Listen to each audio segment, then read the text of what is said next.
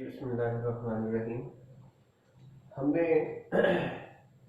आज energy of revolving electron ये पढ़ना है। कल हमने रेडियस पढ़ा था, तो आज हम इंशाल्लाह अगले लेक्चर में इसमें एनर्जी पढ़ेंगे।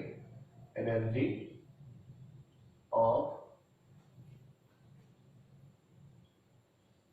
रिवॉल्विंग इलेक्ट्रॉन इन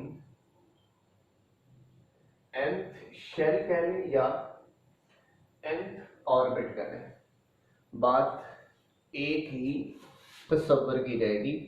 nth का मतलब आप सब हजरात को अंदाजा है कि किसी भी शेल की बात हो तो आप सारों की वो एनर्जी वगैरह आप बता सकें। ठीक हो गया? तो आपको पता है कि अगर एक इलेक्ट्रॉन न्यूक्लियस के गिर्द शेल के अंदर घूम रहा है तो उसके पास दो किस्म की एनर्जी होनी चाहिए। एक वो रिवॉल्व कर रहा है, जब वो रिवॉल्व करेगा तो जाहिर सी बात है, सबको पता होनी चाहिए ये बात कि जब वो रिवॉल्व कर रहा है तो रिवॉल्व की वजह से एनर्जी कौन सी होती है? मूवमेंट की वजह से कौन सी एनर्जी होती है? Kinetic energy. That's it. दूसरी एनर्जी जो उसके पास होनी चाहिए, देखें ये है, ये जमीन की तरफ जा रहा है, अट्रैक्ट हो रहा है। ये जमीन की तरफ क्यों अट्रैक्ट हो रहा है? Due to gravity. किस वजह से हो रहा है? ग्रेविटी की वजह से हो रहा है। अब वो जो ग्रेविटेशनल फोर्स है उस वजह से जो एनर्जी होती है, अट्रैक्शन ऑफ अर्थ की वजह से जो एनर्जी होती है उसे हम लोग पोटेंशियल एनर्जी कहते हैं। तो क्या न्यूक्लियस इलेक्ट्रॉन को अट्रैक्ट नहीं कर रहा? जब न्यूक्लियस इलेक्ट्रॉन को अट्रैक्ट करेगा तो अट्रैक्शन की वजह से जो एनर्जी होगी, जो पोजीशन की वजह से आप कहते हैं वगैरह वगैरह वगैरह, उसे हम पोटेंशियल एनर्जी कहते हैं। इसका मतलब इलेक्ट्रॉन के पास दोनों एनर्जी है। अगर आपको एनर्जी ऑफ इलेक्ट्रॉन निकालनी है तो आपको दोनों निकाल कर उसे प्लस करना पड़ेगा। ठीक है? तो यहां से हमें ये स्टार्ट से कंक्लूजन मिला कि आपने अगर एनर्जी पढ़नी है तो दोनों से पढ़े। कैसे? देखिएगा, electron revolving in an orbit have two kind of energies in which one is due to its motion called, उसे हम लोग क्या कहेंगे? Kinetic energy. जाहिर सी बात है, वो मोशन की वजह से, रिवॉल्विंग की वजह से, एंड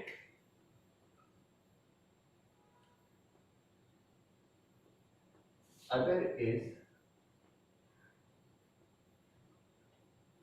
ड्यू टू पोजीशन, या उसे कह लो अट्रैक्शन कॉल्ड पोटेंशियल एनर्जी। तो एक हो गई किस वजह से?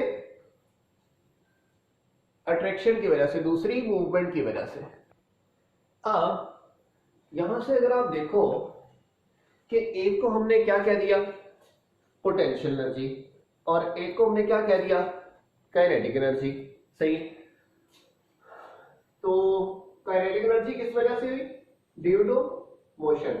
और पोटेंशियल एनर्जी किस वजह से हुई? Due to attraction.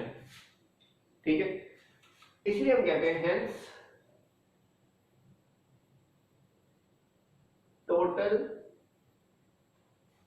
Energy of electron is equal to sum of their potential energy and kinetic energy। उसके पोटेंशियल एनर्जी और काइनेटिक एनर्जी का सम होता है।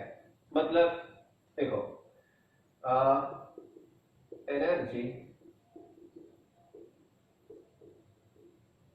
कैसे देखिएगा, जो टोटल एनर्जी है वो काइनेटिक एनर्जी और पोटेंशियल एनर्जी के सम के बराबर होंगे। ये हमें फाइनल फॉर्म में एक चीज मिल गई कि अगर आपको एनर्जी कैलकुलेट करनी है ना, तो इन दोनों को सम कर दो तो आपको फाइनल चीज मिल जाएगी। तो अब हमने क्या करना है, काइनेटिक एनर्जी फाइंड करनी है और पोटेंशियल एनर्जी फाइंड करनी है, और दोनों को क्या कर देना है, ऐड। जब दोनों को ऐड कर देंगे तो सिंपल सी बात है, हमारे पास टोटल एनर्जी निकल आएगी।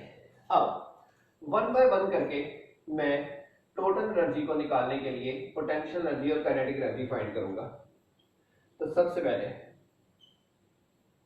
काइनेटिक एनर्जी बहुत आसान है, ठीक है। तो हम कहते हैं kinetic energy of an electron having mass m and moving with velocity v। कौन सी वेलोसिटी के साथ मूव कर रहा होता है, v के साथ, कैन बी कैलकुलेटेड एज, हमें फार्मूला पता है v और m वाला, ठीक है। वो कौन सा है, ठीक है, सबको पता है कि आप लोग कहते हो kinetic energy is equal to 1/2 mv square, ठीक है, 1/2 mv square, half mv square, ठीक है जी, हाफ mv स्क्वायर। तो यहाँ पे 1/2 mv स्क्वायर हमारे पास आ गया, ये किसका आ गया, काइनेटिक एनर्जी का, सिंपल, एक काम तमाम, ठीक है। अब इसके बाद हम लोग आ रहे हैं पोटेंशियल एनर्जी पे, कि पोटेंशियल एनर्जी कैसे फाइंड करते हैं। अब देखो, याद रखो, पोटेंशियल एनर्जी बड़ी इंपॉर्टेंट है यहाँ पे हमारे पास कैलकुलेट करना। पोटेंशियल एनर्जी जाहिर सी बात है ड्यू टू अट्रैक्शन होती है या रिपल्शन, यानी कि आप पढ़ते हैं ना potential energy is equal to mgh, ठीक है, क्या पढ़ते हैं, potential energy is equal to mgh। अब वो m तो मास ऑफ इलेक्ट्रॉन हो जाएगा, h फासला हो जाएगा, g क्या है, यहाँ तो g कांस्टेंट होता है ना, अर्थ की अट्रैक्शन, लेकिन न्यूक्लियस की अट्रैक्शन कौन सा को मतलब कि ग्रेविटी के बराबर है, ठीक है, वो तो डिफरेंट होगी, सही है, और एटम टू एटम वो डिफरेंट हो जाएगी, इसलिए g चेंज हो जाएगा। तो हम तो उधर से पोटेंशियल एनर्जी निकाल ही नहीं सकते। चलो m पता चल गया, मास पता चल गया इलेक्ट्रॉन का, h भी चेंज होता है, डिस्टेंस रेडियस जिसे हम लोग कहते हैं वो भी चेंज होता है। तो दो चीजें जब चेंज हो ना एक फार्मूले में, तो वो फार्मूला अप्लाई नहीं होता, एक चीज चेंज करते हैं, बाकी दो हमें फाइंड होती हैं, पहले ही बता दी, तब वो फार्मूला लगता है, सही है, इसलिए ये याद रखना है आपने।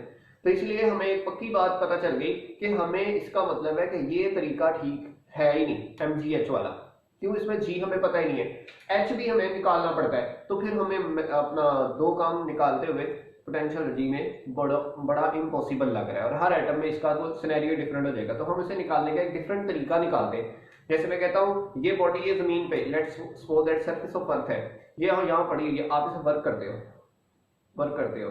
यहाँ ले आते हो, आप कहते हो जितना आपने इसमें वर्क किया है वो इसकी पोटेंशियल एनर्जी बन गई, क्योंकि डिस्टेंस फ्रॉम अर्थ इसने ये तय किया है। अब इसके अंदर ये स्टोर्ड फॉर्म में है, तो इसका मतलब है कि जो इलेक्ट्रॉन है न्यूक्लियस के गिर्द मौजूद है, अगर मैं उसे उठाकर इधर रखता हूं या निकालता हूं बाहर, तो जितनी एनर्जी उधर लगेगी लाने के लिए या निकालने के लिए, वो जो वर्क लगेगा, ठीक है, तो वो in the form of stored potential energy होगा।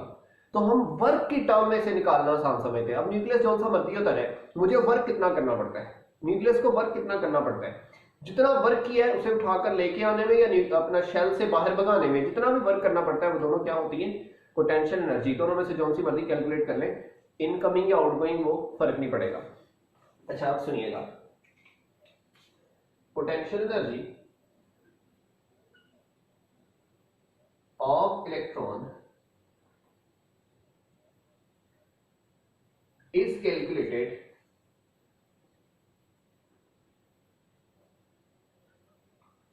by doing work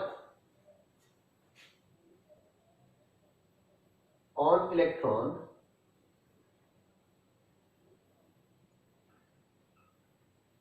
by bringing, इसे लेके आना, it कहां से लेके आना, from infinity to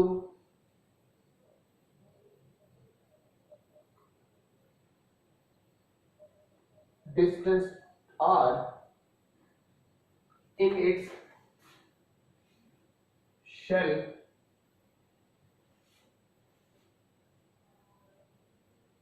through small distance dr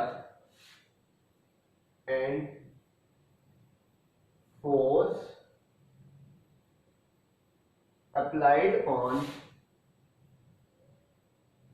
it by nucleus, ये जो हमने कल ही कैलकुलेट की थी कूलम से, is z square over 4 pi epsilon nought r square. ठीक है, कहता है कि इसकी पोटेंशियल एनर्जी आप किस तरह कैलकुलेट करते हो, आसानी से तो होने वाली नहीं है, तो कैसे फिर करनी पड़ेगी आपको।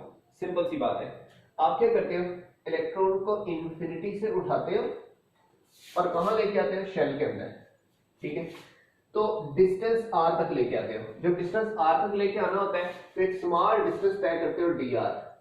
ठीक है, और जब उसे लेके आना है, खींच के लाना है, तो खींच के लाने में जो फोर्स लगेगी, तो वो जो फोर्स है वो कूलम फोर्स है, z स्क्वायर और 4 पाई एप्सिलॉन नॉट r। तो यहां पर work done is equal to F dot D, force into displacement. ये जो फोर्स है F है, फोर्स है, ये भी हमें पता चल गया और डी भी हमें पता चल गया। फोर्स है जी z square over 4 pi epsilon nought r square, और डिस्प्लेसमेंट है dr, डिस्प्लेसमेंट है dr। अब मैं इसे डायग्रामेटिकली तरीके से दिखाना और समझाना चाहता हूं ताकि आप लोगों को ये बात आसानी से समझ आ सके। ठीक है, आप लोग इसे भा जाएं, इस बात को समझ जाएं। देखिएगा, लेट्स सपोज दैट ये एक न्यूक्लियस है, ये एटम है। ठीक है, ये एटम है, उसके गिर्द न्यूक्लियस है और उसमें एक इलेक्ट्रॉन रिवॉल्व कर रहा है, ये इलेक्ट्रॉन रिवॉल्व कर रहा है।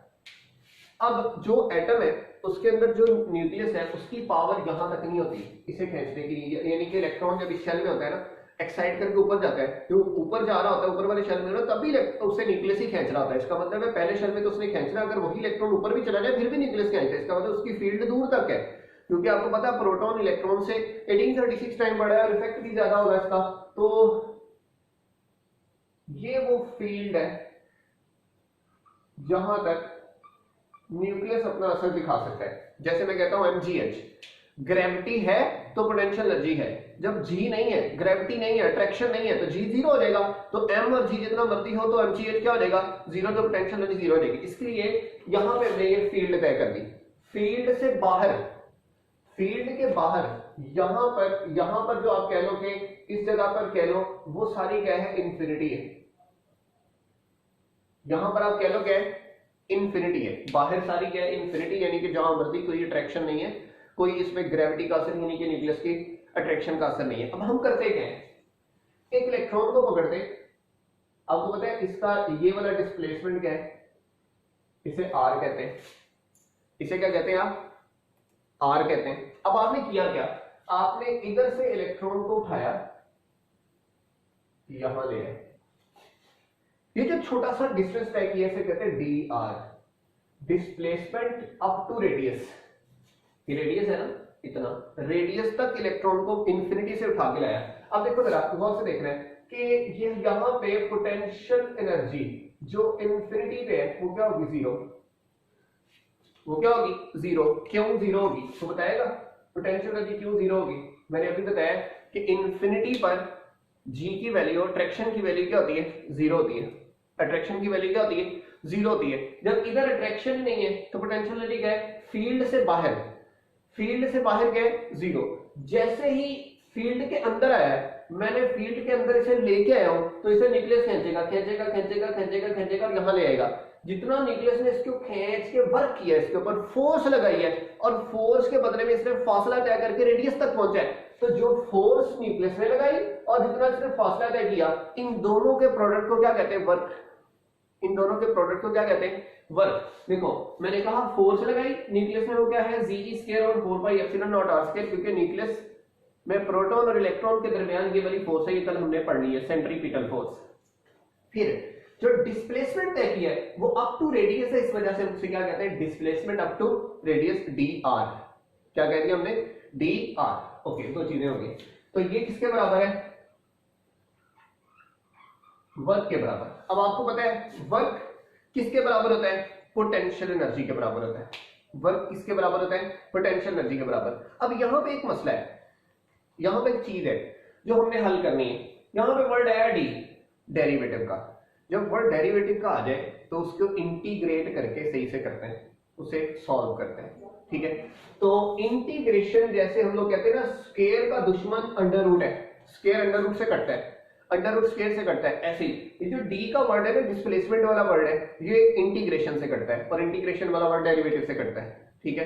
तो हम लोग इसकी अब इंटीग्रेशन करेंगे। तो ये वाला स्टेप आपने एक स्टेप ऐसे ही याद कर लेना, क्योंकि मैथमेटिक्स के सेकेंड ईयर में अपना ये यूनिट है इंटीग्रेशन वाला, लेकिन बायो वाले स्टूडेंट्स ने नहीं पढ़ा था, इसलिए मैं उसको सिंपल तरीके से जो है ना वो समझना बताऊंगा।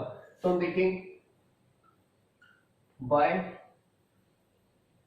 Taking integration of equation from infinity to R, ये मैंने लिमिट लगा दी है, इंफिनिटी से लेकर आर तक, यहां से लेकर यहां तक जो भी डिस्प्लेसमेंट तय किया ना वो डी आर ओवर है, वो सीधा होकर हमें जो है वो डिस्टेंस क्लियर कट पता चल जाए, तो उसकी इंटीग्रेशन हमने ले ली है। तो सुनिएगा जरा, यहां पे मैंने इंटीग्रेशन ली, ये इंटीग्रेशन का साइन है, ये है कि इंफिनिटी और ये है आर, ये लिमिट्स लग गई, ठीक हो गया? जब लिमिट्स लग गई हैं तो बाकी वैसे का वैसे लिखो, Z E square 4 pi epsilon not R square और डी आर, ये वही वाली बात मैंने यहां पे लिख दी। Okay, that's good. अब सुनिएगा, इसमें ये वाला डी आर डिस्प्लेसमेंट ये वेरी कर सकता है, क्योंकि पहले शेल तक थोड़ा फासला तय करना, ज्यादा फासला तय करना पड़ता है, अगर दूसरे शेल तक आना पड़ता है तो ये कम फासला तय करता है, तीसरे शेल की बात, यानी कि ये डिस्प्लेसमेंट चेंज हो सकता है, वेरिएबल है। फिर रेडियस, पहले का रेडियस और है, दूसरे का और है, तीसरे का और है, चौथे का और है, तो सबका रेडियस नहीं क्या है? डिफरेंट। तो ये दोनों वैल्यू चेंज हो सकती है, तो जो वैल्यू वेरिएबल है उन्हीं की इंटीग्रेशन होनी है। अब सुनिएगा, जी हाइड्रोजन है तो 1 constant, E charge constant, 4 constant, pi constant, epsilon not constant. Constants का इंटीग्रेशन भी क्या होना है? कांस्टेंट, इसलिए इसका इंटीग्रेशन ही लेते हैं। तो हम लोग इसे अब स्प्लिट कर रहे हैं, इसे हम लोग अब क्या कर रहे हैं? स्प्लिट कर रहे हैं।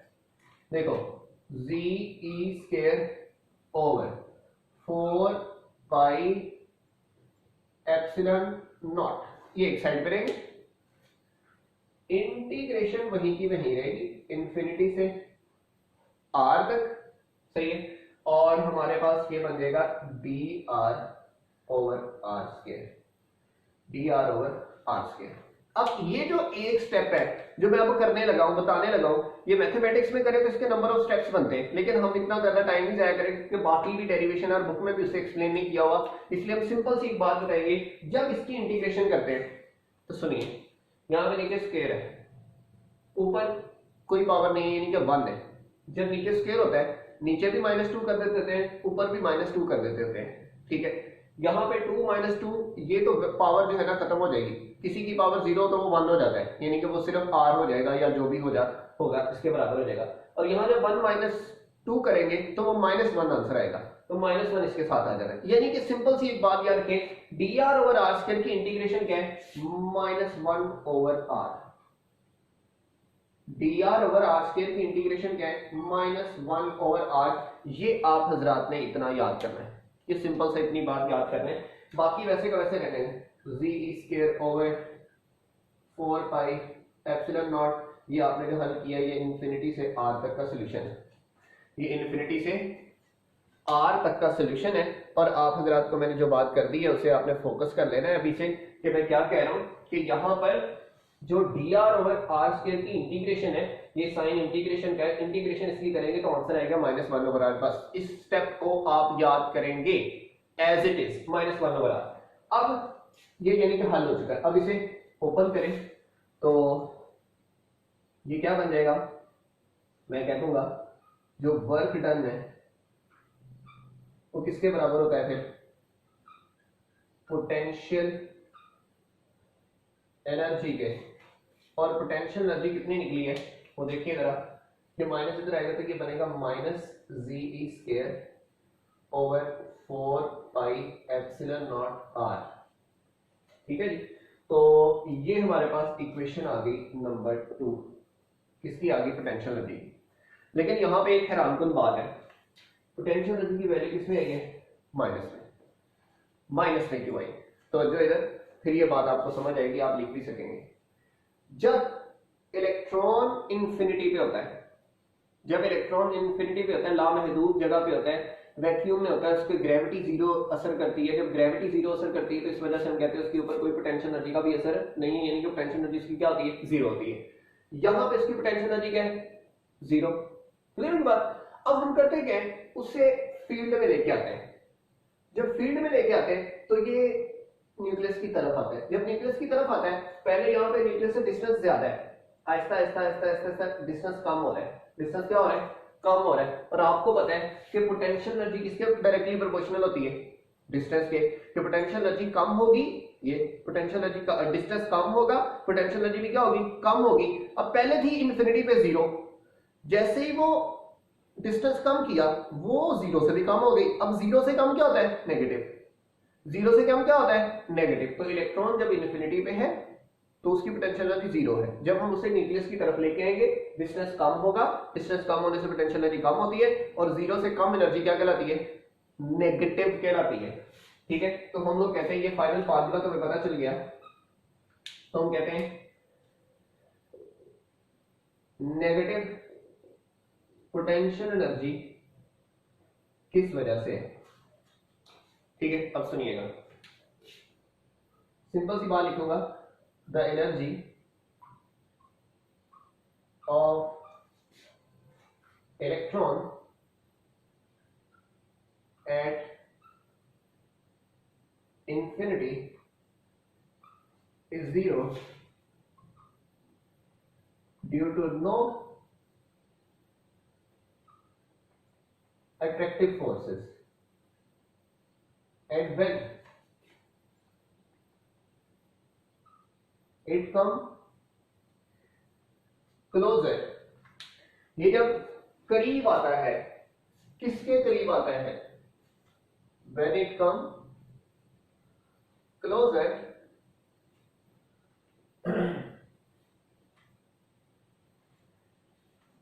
ये पोटेंशियल एनर्जी और काइनेटिक एनर्जी के वैल्यूज लिखी रहने दी मैंने। When it come closer to the nucleus,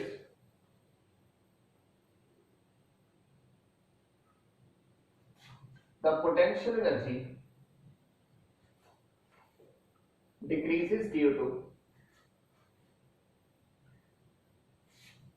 decrease in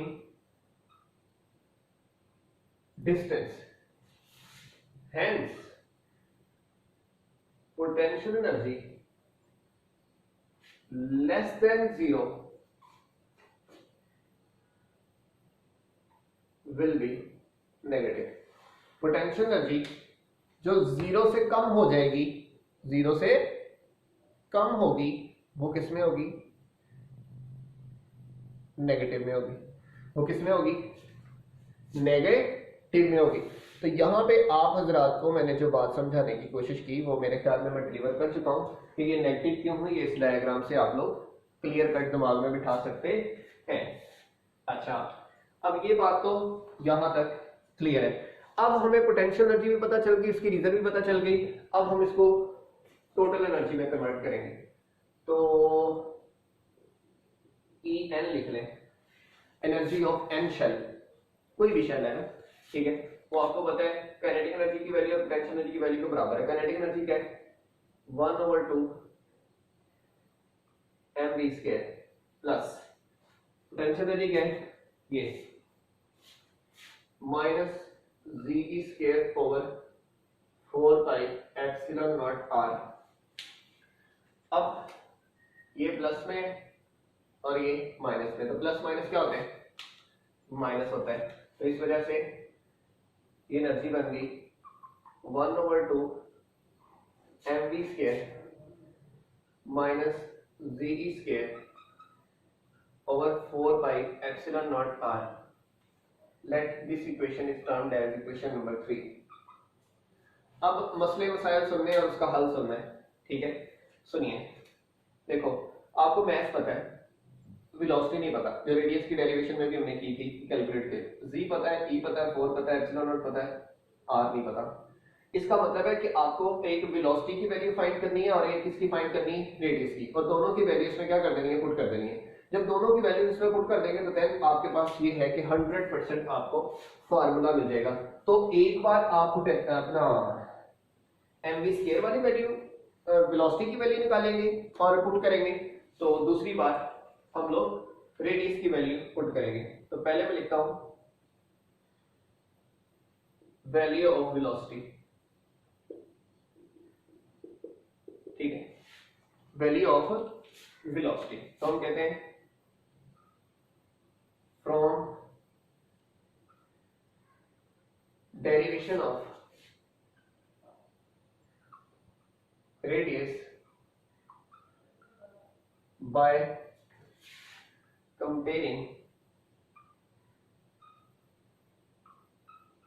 forces we have।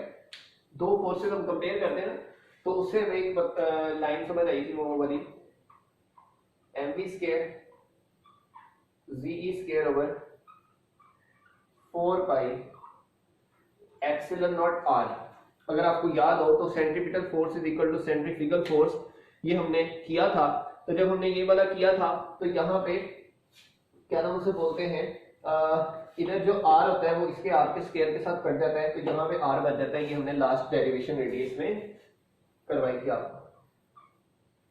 अब देखिए एम को इधर लेके जाएंगे फिर इधर ले जाएंगे, एम ने फिर भी तो कटना है, तो इसका मतलब है कि पूरे एम वी स्क्वायर की जगह आप ये वाली वैल्यू पुट कर सकते हैं, बिल्कुल पुट कर सकते हैं। तो यहां पे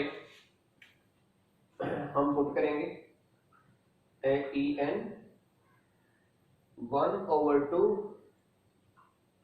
जी E square over 4 pi epsilon not R. देखिएगा ये मैंने इसकी जगह लगा दिया Z E square over 4 pi epsilon not R, ठीक है। अब ये वाला इससे क्या हो जाएगा मल्टीप्लाई हो जाएगा। जब मल्टीप्लाई हो जाएगा तो यहां पे बन गया ये E N is equal to Z E square over 8 pi epsilon not R minus Z E square over 4 pi epsilon not R. अगर आप देखें तो नीचे जो फैक्टर है वो कॉमन है, नीचे जो फैक्टर है वो क्या है कॉमन है। देखो यहां पे देखो कि 8 पाई एप्सिलॉन अपना जो है वो पाई एप्सिलॉन नॉट आर है, यहाँ पे भी पाई एप्सिलॉन नॉट आ रहा है, ये 4 है ये 8 है, वो भी टेबल की सेम है। तो इसलिए इसको अगर सॉल्व करना तो आप क्या लोगे, इसका लीस्ट काउंट मल्टीपल लोगे, एलसीएम लेके इसे क्या करना चाहोगे सॉल्व करना चाहोगे। तो हम इसे एलसीएम लेकर अब इसे क्या करते हैं रिजॉल्व करते हैं, ताकि हम लोग इसको समराइज करके इसमें फाइनल रेडियस की वैल्यू लगा के अपनी डेरिवेशन को पाया तकमील तक पहुंचा सकें। अब देखिएगा मैंने एलसीएम लिया इसका, तो टोटल एनर्जी का रुख एनवर इस तरह चेंज हुआ, नीचे 8 पाई एप्सिलॉन नॉट आर ये रहा, ठीक है। नीचे क्या रहेगा 8 पाई एप्सिलॉन नॉट आर रहेगा, सही है। अच्छा अब यहां पे ये हो गया, अब नीचे था 8, ऊपर आएगा सिर्फ जी ई स्क्वायर, ऊपर क्या आएगा जी ई स्क्वायर, यहां 8 है इधर 4 है, 4 2 का 8 और 2 से जब मल्टीप्लाई होगा तो -2 जी ई स्क्वायर -2 जी ई स्केयर। तो यहां पर ओवरऑल हमारे पास क्या मिला हमें, minus Z square over 8 pi epsilon not R. लो जी, हमें क्या मिला जी, -2 -1 तो माइनस। तो इसलिए देखो जब मैंने एक बात मैं करने लगा हूं जरा, इसलिए अकल के दरवाजा खोल के रखना है। काइनेटिक एनर्जी और पोटेंशियल एनर्जी को प्लस किया, ये वैल्यू माइनस में थी, ये वैल्यू किसमें थी, प्लस में थी। ओके, माइनस और प्लस मैंने जब किया और प्लस करते करते आंसर किसमें आ गया, नेगेटिव में। इसका मतलब है एक तो हमने सवाल पढ़ा है पोटेंशियल एनर्जी नेगेटिव है, दूसरा क्वेश्चन आता होता है why total energy of electron is also negative. तो आपने कहना है total energy is equal to the sum of potential energy and kinetic energy. अपना kinetic energy is positive and potential energy is negative. The magnitude of kinetic potential energy is greater than the magnitude of kinetic energy. जिसका magnitude यानी कि value potential energy की ज्यादा है, इस वजह से ओवरऑल आंसर किसमें आया है, नेगेटिव। वो पोटेंशियल एनर्जी वाला चक्कर और है, वो इन्फिनिटी वाला चक्कर है, यहां पे मैग्नीट्यूड का चक्कर है। अब रेडियस रह गया, तो मैं वैल्यू ऑफ आर रेडियस, ये कल हमने किया था r is equal to epsilon nought n square h square, वो वाली वैल्यू वही हमने निकालनी है। r is equal to epsilon nought n square h square over pi m z square, pi m z square. ये किसकी वैल्यू है जी, ये रेडियस की वैल्यू है। ये कल वाली वैल्यू से हमें पहले ही मालूम पड़ गया था। ओके, अब यही वैल्यू मैं यहां पे लगाऊंगा, तो हमारे पास फाइनल फॉर्म में ये वैल्यू निकलने जा रही है, तो माइनस जी के ओवर 8 पाई एप्सिलॉन नॉट। अब यहां पे मैं आर की वैल्यू लगाने जा रहा हूं। अब आर की वैल्यू क्या थी, epsilon nought n square h square pi m z square. अब जो कटता है काट दें, जो नहीं कटता उसे ऊपर ले जाएं। ठीक है, तो देखिएगा जरा, ये पाई पाई से कट देगा और बाकी मेरे ख्याल में कुछ नहीं कटता, वो अब ऊपर चला जाएगा। जब ऊपर चला जाएगा तो ये नया रंग इख्तियार कर लेगा। देखिएगा वो क्या बना, ये माइनस वैसे का वैसे रहा, जी स्क्वायर, ये m ऊपर गया, जी स्क्वायर ऊपर गया, 8 का 8 नीचे रहा, एप्सिलॉन नॉट ये और एप्सिलॉन नॉट ये, एप्सिलॉन नॉट का स्क्वायर, m का स्क्वायर और h का स्क्वायर बन गया। h का क्या बन गया, स्क्वायर बन गया। अब यहाँ पे सारी चीजें फाइनलाइज हो गई हैं। अब मैं जो चीज कांस्टेंट है उसे साइड पे करने लगा हूँ और जो चीज वेरिएबल है उसे साइड पे करने लगा हूँ। अब देखो z और z क्या बना, z स्क्वायर बना, तो ये बन गया जी माइनस जी स्क्वायर e4 और साथ में m। ठीक है, और नीचे 8 epsilon not square n square h square. ठीक है, ये एनर्जी की फाइनल फॉर्म आ गई। सही है, इसे जैसे 3 कहा था, इसे 4 कह लो और ये फाइनल फॉर्म को आप क्या कह लो, 5 कह लो। अब मैं कॉन्स्टेंट्स को एक साइड पे करूंगा, कॉन्स्टेंट्स को मैं एक साइड पे करूंगा, en इज इक्वल टू ये minus e4m over 8 epsilon not h square. ये सारे कांस्टेंट हैं और कांस्टेंट को मल्टीप्लाई या डिवाइड करें, जो भी आंसर निकाले उसी क्या बनता है, कांस्टेंट। e4 कांस्टेंट है, m constant, epsilon not constant, h constant, n और z चेंज हो सकते हैं। तो यहाँ पे ये z square over n square, यहाँ पे क्या है जी z square over n square. तो इसके ये क्या हो गई, इनवर्सली प्रोपोर्शनल हो गई। सही हो गया, तो यहां पर हमारे पास फाइनल फॉर्म आ गई। ठीक है, अब हम लोग क्या करते हैं, हम लोग क्या करते हैं कि इसका जो है वो सॉल्यूशन निकालते हैं। इसका जो आंसर निकालते हैं वो निकला 2.18 इंटू 10⁻⁻18। सारे कॉन्स्टेंट्स को जब हमने निकाला तो आंसर कितना निकला, 2.18 इंटू 10⁻18 निकला। ठीक है, अब 2.18 इंटू 10⁻18 सिंपल सी बात है, कि ये कांस्टेंट है, तो कांस्टेंट से कांस्टेंट हम इसलिए बनाते हैं ताकि हमारा जो है वो कॉन्सेप्ट क्या हो सके, सिंप्लीफाई हो सके। और यहाँ पे v square over n square वैसे का वैसे, और ये नेगेटिव भी वैसे का वैसे, ठीक है। तो इसका मतलब है ये ई एन किसके बराबर हो गया जी, v square over n square के बराबर हो गया, ठीक है जी। अब बात जरा समझने वाली है, वो क्या है वो जरा सुनिएगा। क्या मैं यहां पे ये कह सकता हूं कि total energy is directly proportional to Z square और total energy is inversely proportional to N square, कि इलेक्ट्रॉन की जो एनर्जी है वो जी स्क्वायर के डायरेक्ट है और एन स्क्वायर के इनवर्स है। मतलब जिसका एटॉमिक नंबर ज्यादा होगा उसकी एनर्जी क्या होगी, ज्यादा होगी, और जिसके शेल नंबर ज्यादा है उसकी एनर्जी क्या होगी, कम होगी। लेकिन यहां पर एक चीज है जो आप लोगों को देखनी है, वो क्या देखनी है, सुनिए। सवाल दो किस्म के आते हैं, अभी मैं वैल्यूज निकालता हूं तब जाके समझ आती है। अब ये जो वैल्यू है ना, ये वैल्यू है जॉउल में, ये वैल्यू किसमें, जॉउल में। और ये वाली वैल्यू सिर्फ एक इलेक्ट्रॉन की है, -18 का मतलब है बहुत कम एनर्जी है। बहुत कम एनर्जी का मतलब होता है वो सिर्फ एक आध इलेक्ट्रॉन के लिए होती है, और ये हम कैलकुलेट नहीं कर सकते। इतना सेंसिटिव हमारे पास कोई इंस्ट्रूमेंट नहीं है कि इसके जरिए हम लोग क्या कर सकें, एनर्जी को कैलकुलेट कर सके। तो मैं यूं कहता हूं, this equation is used to calculate the energy of one electron which is very small and can't be calculated, so we convert it into kilojoule पर मोल्स।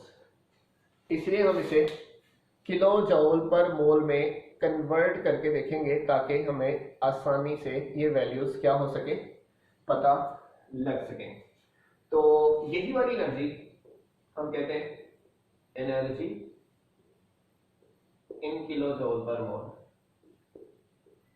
अब किलो में कन्वर्ट करने के लिए आप 1000 पे डिवाइड करते हैं और मोल बनाने के लिए आप एवोगैड्रो नंबर से मल्टीप्लाई करते हैं, ठीक है। तो इसी तरह ही आप लोग जो है वो किलो जॉल पर मोल करने के लिए आप 1000 पे डिवाइड करेंगे। we divide it by 1000 and multiply with Avogadro number to convert in किलोजॉल पर मोल। किलोजॉल पर मोल बनाने के लिए हमने ये काम सर अंजाम दे दिया, ठीक है। अब देखिएगा क्या थी एनर्जी की वैल्यू, -2.18 इंटू 10⁻⁻18 जॉउल थी, जो ये इस कांस्टेंट को हल करने से बनी थी, और हमने कहा ये बहुत स्मॉल है। तो हम लोग क्या करते हैं, मल्टीप्लाई बाय 6.02 इंटू 10⁻23 और डिवाइडेड बाय 1000। ऊपर ऐसे कैसे ही जी स्क्वायर ओवर एन स्क्वायर साथ साथ चलता है, ये किसमें कन्वर्ट हो जाती है, किलो जॉल पर मोल में कन्वर्ट हो जाती है। अब देखिएगा कैसे, अब इसको मैंने सॉल्व किया तो ये आया -1313.31 जी स्क्वायर ओवर एन स्क्वायर, साथ में क्या आ गया जी, किलो जॉल पर मोल आ गया, साथ में क्या आ गया जी, किलो जॉल पर मोल आ गया, ठीक है जी। तो यहां पर अब वैल्यू देखो, -1313.31। अब ये काफी वैल्यूएबल वैल्यू है। अब इसे अगर आप कैलकुलेट करना आसान है, 1313.31, इसे कैलकुलेट करना आसान है, ना कि ये -18। अब माइनस वाला चक्कर तो खत्म हो गया ना। अब किलो जूल में हमने सिर्फ कन्वीनियंस के लिए किया ताकि हम उसे कैलकुलेट तो कर सकें ना। इसलिए 1 मोल इलेक्ट्रॉन की एनर्जी तो हम कैलकुलेट कर सकते हैं, 1 इलेक्ट्रॉन की एनर्जी कैलकुलेट करना हमारे लिए पॉसिबल है नहीं था। ठीक है, तो यहां पे हमने एनर्जी कैलकुलेट की। और अगर मैं लास्ट पे कह दूं कि फॉर हाइड्रोजन एटम, क्योंकि बोहर मुहताज है किसका, हाइड्रोजन का, मोनो इलेक्ट्रॉनिक सिस्टम का। और हाइड्रोजन में जी क्या होता है, 1। जब जी 1 होता है तो फार्मूला बन जाएगा -1313.31 over n square kilojoule per mole. अब हाइड्रोजन के डिफरेंट डिफरेंट शेल में मौजूद इलेक्ट्रॉन की अगर एनर्जी आपको कैलकुलेट करनी पड़े, जैसे आपने first radius, second radius, third radius की वैल्यूज निकाली थी, तो ऐसे ही आपको एनर्जी की अगर वैल्यूज निकालनी पड़े तो आप उसे कैसे कैलकुलेट करेंगे, वो सिंपल सा एक फार्मूला मैंने बताना है। ठीक है, ताकि आप लोग उसकी जो है ना वैल्यूज है वो फार्मूला आपको पता है, आपने जस्ट वैल्यूज लगाकर उसे क्या करना है, कैलकुलेट करना है। अब देखो मैं कहता हूं energy of nth orbit. nth का मतलब है, आप सबको पता है कि n 1 2 3 एंड सो ऑन, कोई भी लगाए, सही है, चलेगा।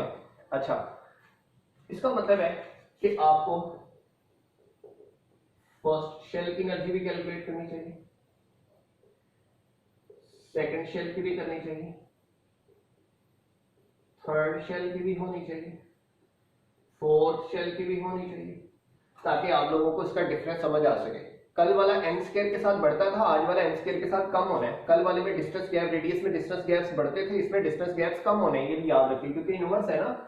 ठीक है, तो यहां पे देखो, इसमें आपको पता है n क्या होगा, 1 होगा, इसमें n क्या होगा, 2 होगा, इसमें n क्या होगा, 3 होगा, इसमें n क्या होगा, 4 होगा। ठीक है, तो इसका n उसी के अकॉर्डिंग क्या होना होता है, चेंज होना होता है।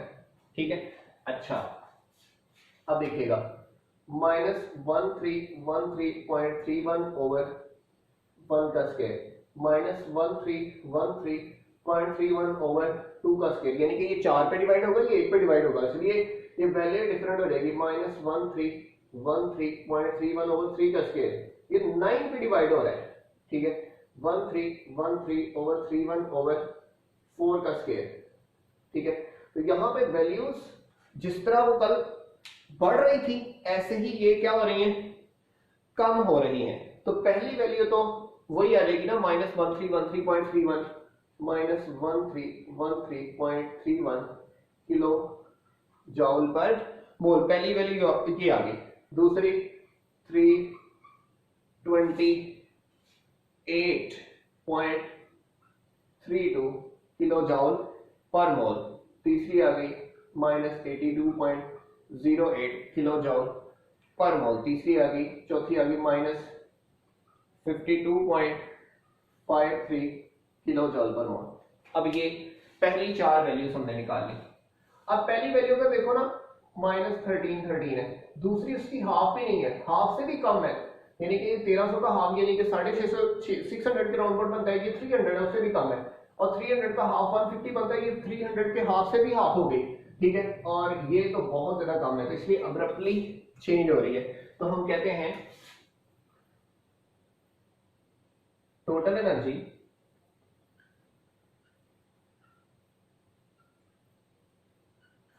Of electron goes on decrease by moving from inner to outer shell। ठीक है, इनर से आउटर शेल जाते हुए ये क्या होती है, डिक्रीज होती है, क्योंकि ये आपको पता है एनर्जी और एन स्क्वायर आपस में क्या है, इनवर्स है। एन स्क्वायर आपस में क्या है, इनवर्स है। लेकिन ये एक आखिरी बात याद रखें, ये वैल्यू किसमें, माइनस में। ये वैसे तो आपको लग रही है कम हो रही है, लेकिन जो माइनस में वैल्यू है असल में छोटी वैल्यू क्या होती है, बड़ी। तो क्वेश्चन वाला क्या आता है कि energy is inversely proportional to n square, but energy of higher shell is greater than lower shell. ये -328 बड़ी वैल्यू है -1313 से। तो आपने क्या कहना है, energy is inversely proportional to n square, but energy is in negative, the smaller value in negative is actually higher value. इस वजह से जो बात आपकी हो रही है वो उलट हो जाती है। ठीक है, हम लिखते यही है कि वो डिक्रीज हो रही है, ठीक है, लेकिन इनवर्स की वजह से वो क्या हो जाती है, इंक्रीज होती है। ये आपने बात याद रखनी है। अब अगली बात एनर्जी डिफरेंस की बात है। अब एनर्जी डिफरेंस तो हम कहते हैं वो डिक्रीज होता है, ठीक है, तो हम कहते हैं energy gaps between shells goes on decreasing from lower to higher shells। इसका मतलब क्या है, इसका मतलब जरूरी ये है कि E2 माइनस E1, फिर E3 माइनस E2, फिर E4 माइनस E3, ये ऐसे, क्योंकि ये कम हो रही है तो इसका डिफरेंस गैप भी क्या हो रहा था, कम। रेडियस में इंक्रीज था, यहाँ पे क्या आ रहा है, यहाँ पे क्या आ रहा है, डिक्रीज आ रहा है, यहाँ पे क्या आ रहा है, डिक्रीज आ रहा है। अगर मैं वैल्यूज लगाऊं ना तो यहाँ पे E2 की वैल्यू आएगी ये वाली -328, और फिर इसकी वैल्यू लगाऊंगा तो वो आएगी -1313.31, ठीक है। फिर इसकी वैल्यू लगाऊं तो -82, ठीक है, और फिर माइनस आएगी 328, ठीक है।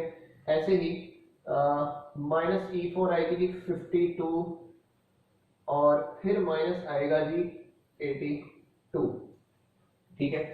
ये आंसर किस तरह आएगा, ये आंसर किस तरह आएगा जी, इस तरह इसकी वैल्यू निकली हुई आपको फील नजर आएगी। कैलकुलेट करके देख लेते हैं कि इसका जो डिस्टेंस गैप है वो कितना कितना आता है। जैसे कि पहला है 984.99, 984.99, जैसे कि दूसरा है 182.4, और तीसरा है 63.84। अब आप खुद ही देख लें, क्या ये प्रूव हो गया कि ये वाला डिफरेंस ज्यादा है, ये वाला डिफरेंस कम है, और ये वाला डिफरेंस और कम है। तो हम कहते हैं hence verified that the distance goes on decreases as we move from inner to outer shell, inner to outer shell, कि वो कम होता है। तो हम अगर बात करें ना आपसे, अगर डायग्रामेटिकली बात करें, ये रेडियस की डायग्राम नहीं, एनर्जी की डायग्राम है, कि पहला ऐसे है, दूसरा ऐसे है, तीसरा ऐसे है, चौथा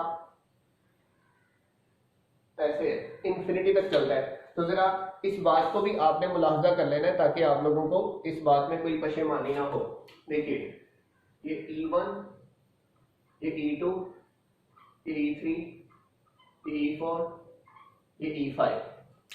अब खुद ही देखें, ये जो पहला डिस्टेंस है ये ज्यादा है, दूसरा कम है, तीसरा और कम है, चौथा और कम है, ठीक है। ये वाला था E2 माइनस E1, ये वाला E3 माइनस E2, ये वाला E4 माइनस E3, और आखिरी वाला E5 माइनस E4। तो जाहिर सी बात है ये वाला डिफरेंस ज्यादा है, ये वाला कम है, ये वाला कम है, और ये उससे भी कम है। तो इसे हम लोग क्या कहते थे, एनर्जी डायग्राम। इसे हम लोग क्या कहते थे, एनर्जी डायग्राम। तो यहां तक जितने भी इसके सारे कॉन्सेप्ट्स थे वो मैंने क्लियर कर दिया। अगर क्वेश्चन आ जाए कि एक्सप्लेन द डेरिवेशन या derive the energy of revolving electron in nth orbit, तो आप यहां तक वैल्यूज फाइंड करेंगे। वैल्यूज फाइंड करके डिफरेंस बताने के बाद आप लोग ये डायग्राम तक बनाएंगे। तो ये था किलो जॉल पर मोल में एनर्जी, और अगर सिर्फ आ जाए एनर्जी तो फिर किलो जॉल मोल से पहले हम फाइंड करेंगे, यानी कि ये जो मल्टीप्लाई वगैरह किया उससे पहले फाइंड करेंगे। और अगर आ जाए कि किलो जॉल पर मोल में करें तो फिर आप किलो जॉल पर मोल वाला भी करेंगे। क्लियर हो गया? तो यहां तक आपका टॉपिक कंप्लीट हो गया, energy of electron revolving in a atom. Thank you very much. अल्लाह हाफिज। कोई भी क्वेश्चन हो कर सकते हैं बिना झिझक। जज़ाकुमुल्लाह खैर।